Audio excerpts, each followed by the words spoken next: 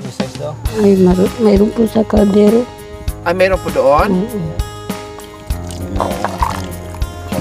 Oo, yung gabi. Tama na po yan, Nay.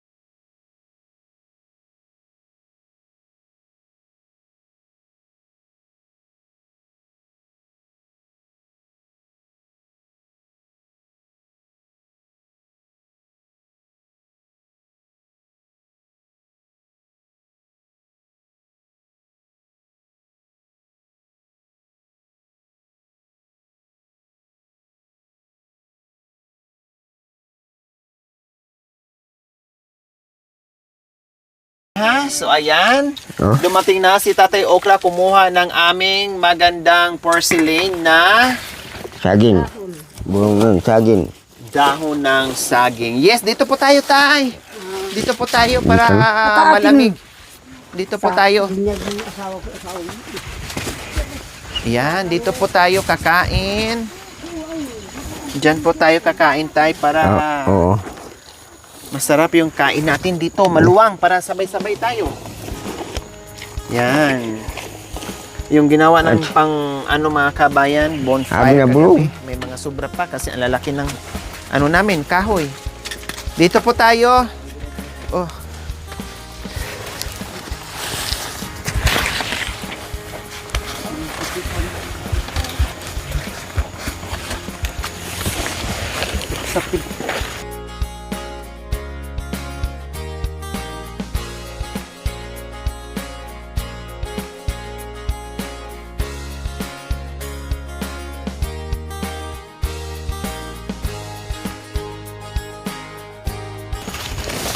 Yan.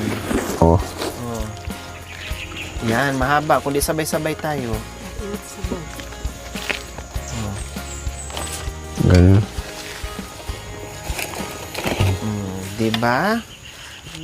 Then, magsandok na si nanay. Alala lang po sa kanin, Nay, ha? Baka hindi po natin maubos. Pwede naman magdagdag. Kunti-kunti lang muna. Para hindi po masayang yung ating pagkain. Oo.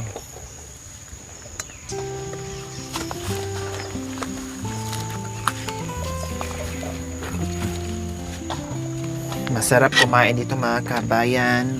Maganda yung ambience namin ngayon. Bigay mo dito. Doon din po para mahaba po. Yan.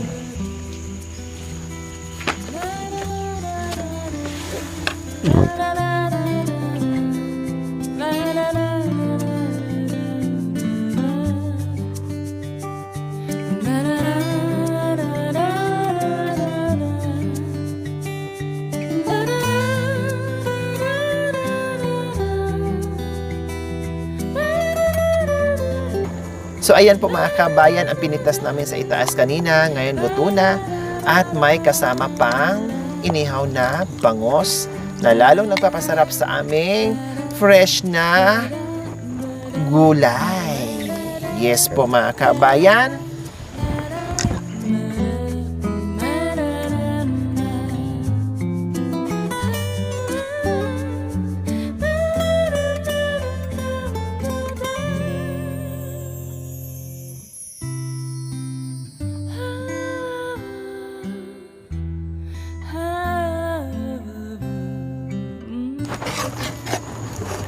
Magsandok ng sabaw. Sabaw ng bundok. Wow, alam niyo po mga kabayan, lahat yan ha, pinitas natin. Bagong pitas yan lahat mga kabayan, kaya Diyos ko, talagang malahap-lahap po yan. Hindi pa nila maintindihan yung lahat-lahat. Masarap-sarap. Sarap yung ano. Masarap po yan talaga. Malasap yung ano sabaw ng. Okay na po, Nay. Okay na. Hala, hindi po kayo nag-iwan ng para doon sa ano po. Ay, mayroon po sa kaldero. Ah, meron po doon? Yung gabi. Tama na po yan, Nay.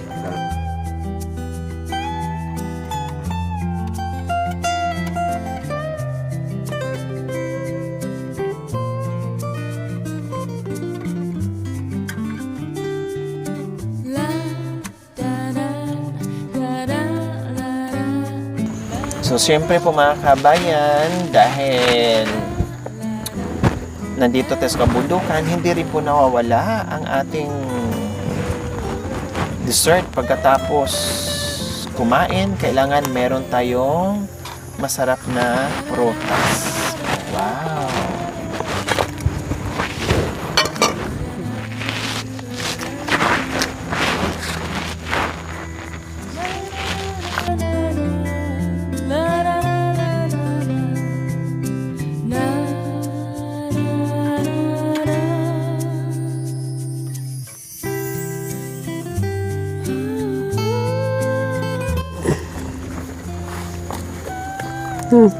Ganito ka na.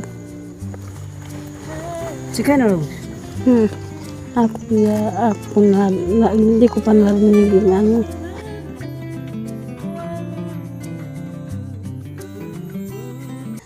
Salamat ng Panginoon. Nandito kami. Bigyan mo kami ng kalakasan sa kabundukan.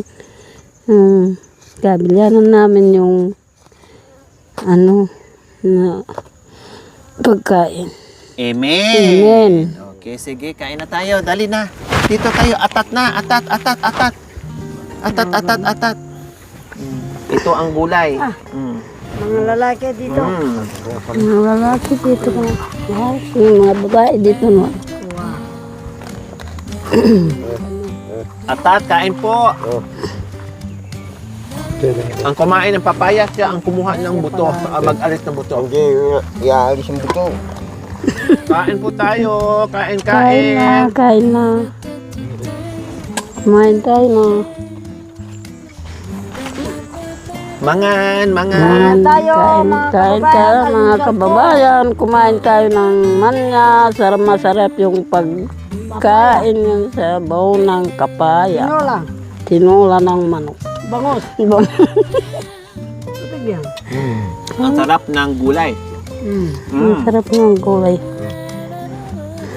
Mayroong daon ng sitaw. Dahon ng sitaw, kamangyang, kapaya.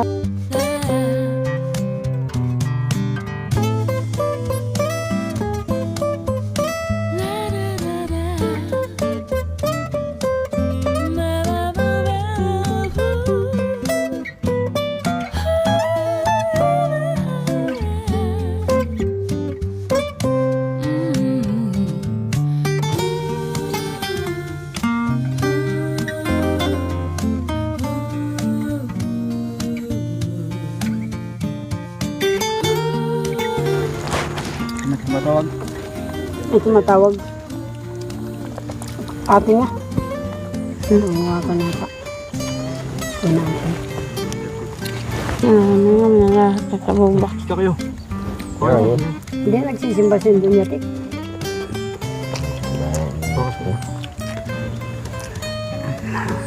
Asin. Medyo, matabang ba? Natakot ako. Baka aalat. Sabi ko tama. Okay lang. Hmm. Ang sarap ng mga natin mga kabayan, inulam. Lahat talaga. Fresh. Ang sarap ng kamangyan, tay. Sarap ng kamangyang. Saka sitaw, kapaya, malunggay. Ganda ako. Pinaghalo namin yung Yan, halo-halo ng ano, sabaw. Kamangyan. Mangyang malunggay. Kapaya. Malunggay at papaya. Ah.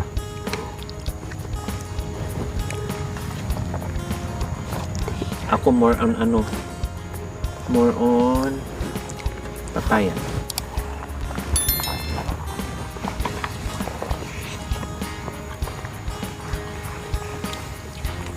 Ito gulay. Lumutumukan. Nakakalutong ka. Ha? Walang mahirap sa aita. What? Lahat nagagawa. Hmm. Sabi nga ni tatay, bawal ang hirap.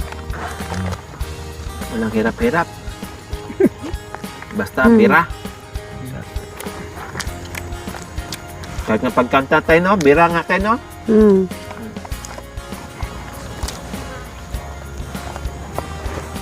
Kahit magkanda balik-balik yung Pabukula kami. lyric. Ay, may bali-bali.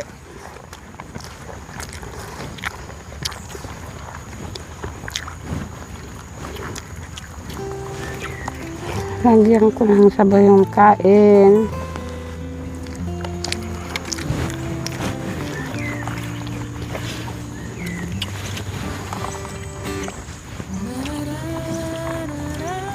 Makalambutan. Dura ya atin na. Hmm. Hindi makapahit. Makalambot. Hirap yung bangus. Makalambot. Buto. Masarap tayo pag ihawin. Hmm. Tapos lagyan ng sabaw. Gulayan. Hmm. Atin. Yun po yung sekreto sa inihaw na isda. O kahit anong isda.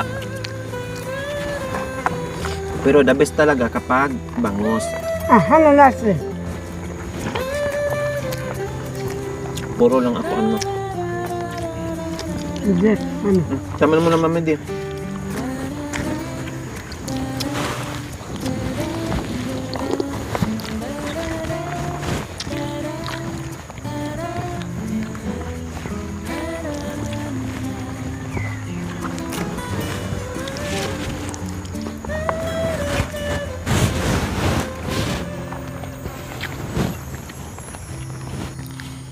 Kung di po tayo umakyat sa itaas tayo para mamitas ng Kaman. gulay, wala. Hmm. Hindi tayo makakain ng ganito kasarap. Hindi tayo mabubusog ng bongga. Diba? Kung inihaw lang ang ulam natin, hindi tayo mabubusog ng ano. Gusto ya atin. So, Hmm. Bagay malara. may gulay. Tapos kam. Ano, malaki. Ito na.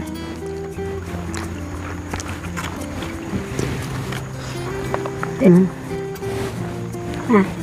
Masarap yung ano, ulam. Kasi na magngat-ngat po niyan. Hmm.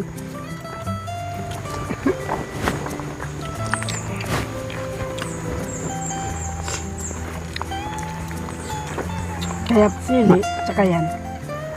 Para sa kung nagkahangin man ang ano mo, katawan mo.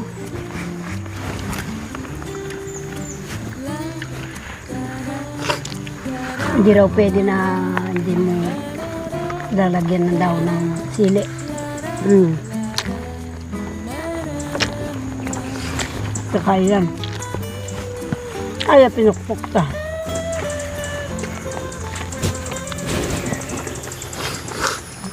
Cakap. Sebelum nak. Ano ko pinagos sa nasi?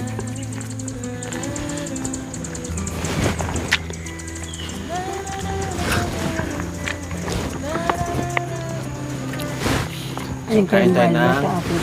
Bagong pitas din. Kapayan violet. Mukha lang namin ang luma mga kabayan pero lahat ng kinain namin bago.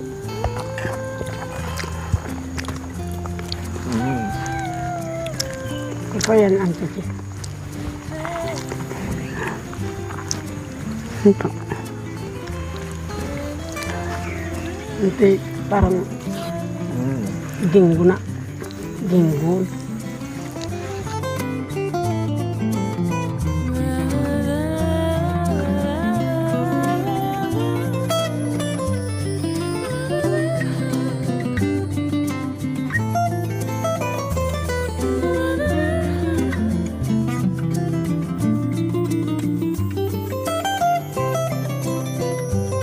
Bay, Nay, kain po kay papaya. Mami di. Hmm? Papaya. Ayaw ko anak ko nga. Makakalambot ng ano yan. katawan. Itan. Natural.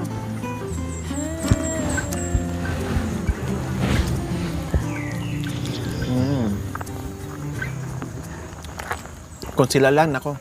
Hindi to maano. Hayaan lang nila.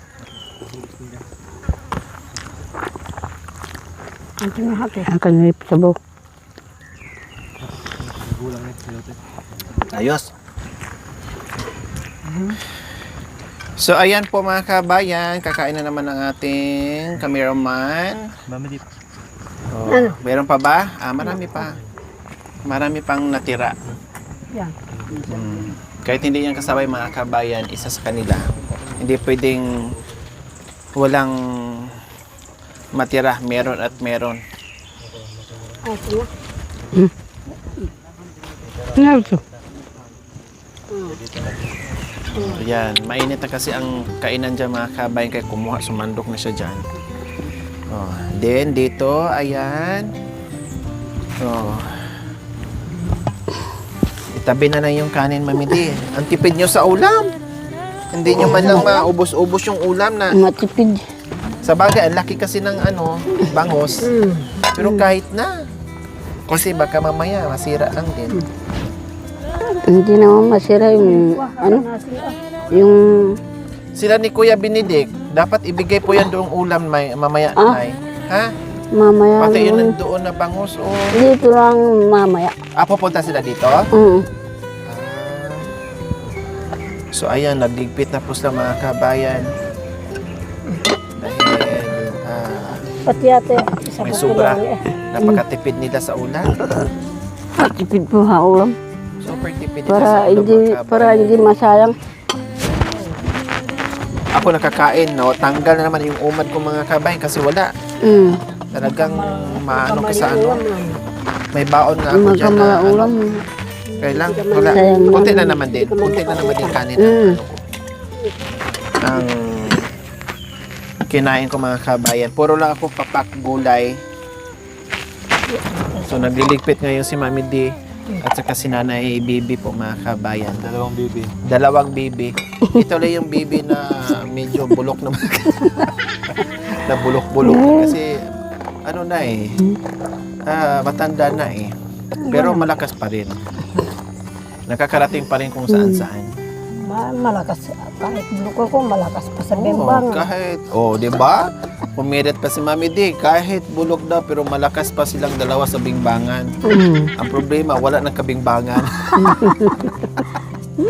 Salita na lang mga kabay, bimbang, pero wala nang kabingbangan. Tandaan ninyo, mga kababayan, bembang lang pala ang gamot. Sa murit. Oo. Oh. Kaya si Mami D, pag nakasimango to, alam nyo na, hindi yan nabimbang. Pag nakasimangot ako, hindi ako nakabembang. Pero pag laging, ano yan, yaw-yaw, at saka laging tawa, ibig sabihin, bagong bimbang. Bagong bembang ba? Sayang, walang aso ni. Saan kayo maibigay yan? Dito na. Kaysa susunod, kunti lang kanin. Mayroon daw aso. Meron. Oo. Doon, dali sa kabila. Namatayan pala ng dalaginding eh, anak ko. Tama. Okay, akala ko walang aso. Hindi, namatayan sayang. ng dalaginding dahil sa aso. Nakagat. Wow. Aso ng kapitbahay, pagbigyan. Hindi na sila nag-alaga dahil napobya doon na anong tawag nito? Nadala. Buhat nung namatay yung kanyang dalagita na anak dahil sa kagat ng ano. Hindi na nakaano. Kaya hindi na nag-alaga pero ibigay na lang sa kapitbahay na ano. Sa isang anak niya doon sa unahan mayroong aso. Sila wala dito. Sa isang anak.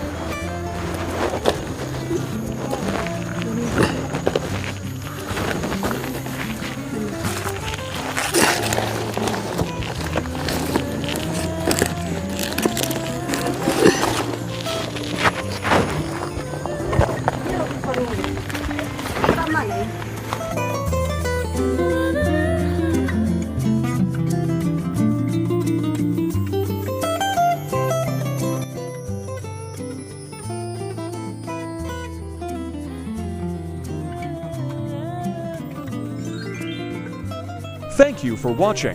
Don't forget to like, share, and subscribe.